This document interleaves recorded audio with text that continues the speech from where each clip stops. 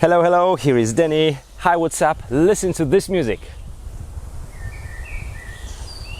I'm often clapping my hands when I start recording on different cameras and then the birds just get quiet, but now they just feel free to sing. I love it so much, and it's not the coincidence that we are in the forest, because I'm going to present to you the Mio Cyclo 205 HC bike navigation and computer. You may remember my previous reviews on the higher models, more for competing riders. This 205 is updated comparing to 200 model with ANT Plus system, so we can connect our heart rate sensor, cadence sensor and speed sensor.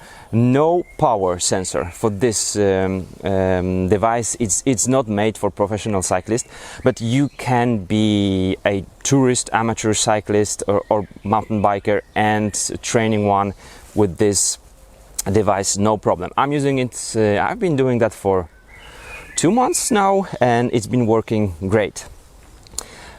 Some features I'm gonna just tell you from the practical side of it. It is pretty large. It is larger than the higher models, because you are focusing here on the map rather than the training. Lots of data on the screen. You can personalize all, and it's very easy. This software is super simple, and you don't need any instructions or manual in order to use it. Dashboard, that's our place where all the info are. I was just changing some screens here, recording my Polish video. You have, of course, the speed, max, average, max, average, heart rate. Speed can be from GPS. I'm not using the speed sensor because GPS is pretty accurate. It's just enough for me, so I'm not putting more stuff on my bikes, and I'm changing the bike so often. Like this one, it's just the Canyon for review, so I would not be mounting their different sensors.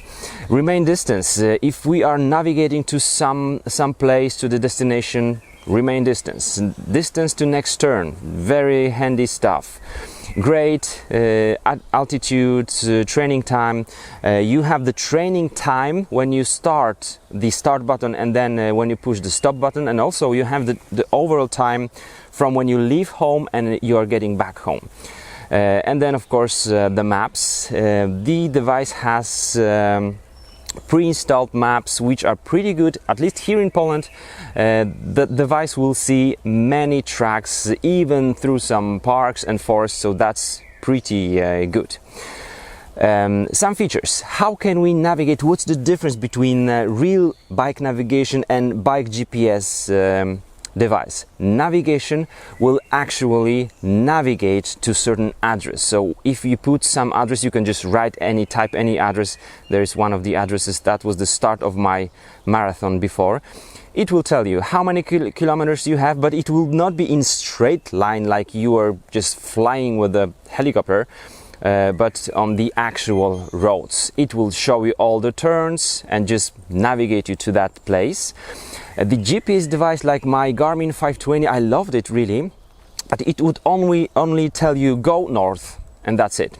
So go north for 120 kilometers, and you don't really know how to get there. So this is actual navigation. That's the difference between Navi and just deep GPS device. We can also choose the way it will be routing us. We can choose between different types of activity, also running. Let's say my race bike, and here we can set some options like prefer major roads, or allow major roads, or try to avoid major roads. And same for cycle routes, node network, and cobblestones and ferries. So while you are switching on the device, it will ask you what bike you are going to ride on, so you don't have to go here. If you change the bike, you can do it just while loading the system, so that's very good. Dashboard, you can choose between many different screens and what should be on the screen. It is very easy. Let's say That was something I was showing my Polish viewers. You can set just 2, for example, and it's really huge. Then you can set 8, let's say 8, so then it looks like this, and then you can choose what should be, let's say here. I don't want a max speed here, I want to have cadence there. There you go, average cadence, the actual or maximum, let's say cadence. That's it, and I have cadence. Super easy. That's what I love about Mio stuff. Then where am I? That's easy. Sensors, you can connect your heart rate or cadence and speed. Very easy and simple and quick also. And then system. Let's go for the screen. What you see with the eye of my Panasonic camera is not the view I see with my eyes. With my eyes, it is much more clear and crisp, I would say. You see some lines here, so it's not like that when you look at the screen. And also it is pretty good in sunny and cloudy weather. I would say cloudy is more difficult than sunny, like a full sun. I don't even have to use a full brightness on this, because normally I would say somewhere in the middle will be just fine. The Mio will tell us 10 hours on the battery. I would say without sensors 10 hours is okay. It's possible to do 10 hours. So these are the main features. Now tracks. You can download tracks. For example, I'm going for some race in 2 weeks. So I can download from different sites online the GPS track to my device. Let's say the race that was last Sunday, and I was training on it just yesterday. And I can see track length, average slope, some information about that track. Go, and then 2 options. This device can navigate me to the closest place on that track, and then I would, let's say, start in the middle and stop in the middle.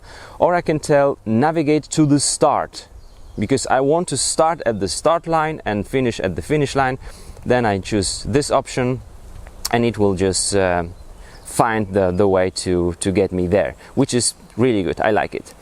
And finally, the surprise me mode. It really works, but I don't recommend it for road bikes. Even if you put on your Mio the road bike preferences, surprise me will sometimes take you through gravel road, some really nasty roads, because it has really many roads on the maps. You can say I want to go for 50 kilometers, or I want to go for 2 hours. You can of course set it for yourself, and my average speed would be about. And then you tap go.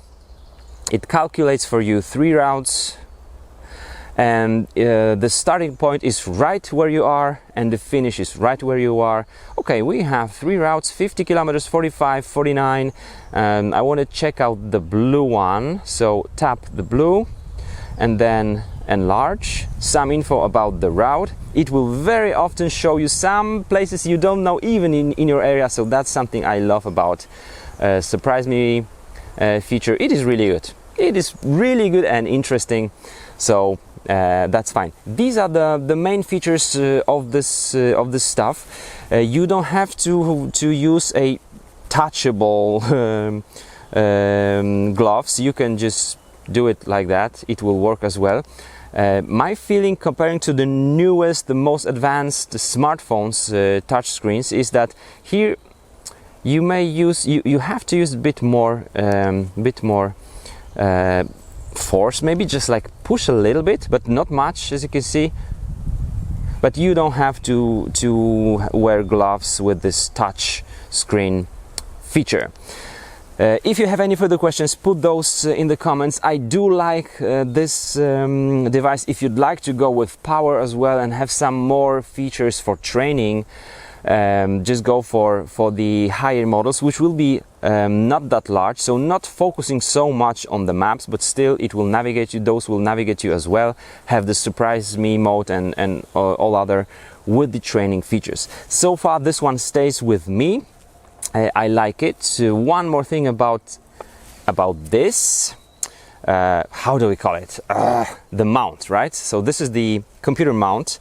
You get this one with the Mio, but I don't like it so much, so I have this longer one on my Merida. You saw it already.